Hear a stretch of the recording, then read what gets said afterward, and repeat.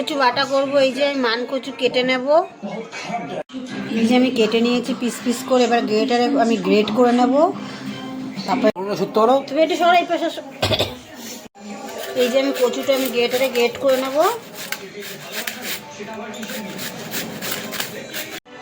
এই যে কচু সব গ্রেট করে নিয়েছি গ্রেটারে, এবার জল চিপে চিপে আমি নেব।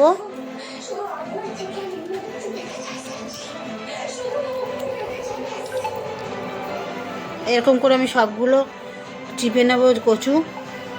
এই যে দেখো বন্ধুরা, এই যে কতকটা এই যে এখানে কচু জল এই যে চিপে নিয়েছি, আর এই যে কচুটা জল চিপে নিয়েছি। এবার এটা বেটে নেব। এই যে বন্ধুরা, এই যে কচু মান কচু আমি নিয়ে নিয়েছি, এই যে বেটে নেব। এবার এখানে মান কচু আছে, এখানে 2 চামচ মতো নারকেল করা আছে, এখানে 1 চামচ কালো সর্ষে আছে, আর এখানে যে অল্প করে একটু হলুদ সর্ষে নিয়েছি, আর এই যে 1 চামচ মতন পোস্ত নিয়েছি, 4-5টা শুকনো লঙ্কা আমি টেলে নিয়েছি। এটা দিয়ে আমি মিক্সি জারে আমি বেটে নেব। দিয়ে দেবো আবার কচুগুলো।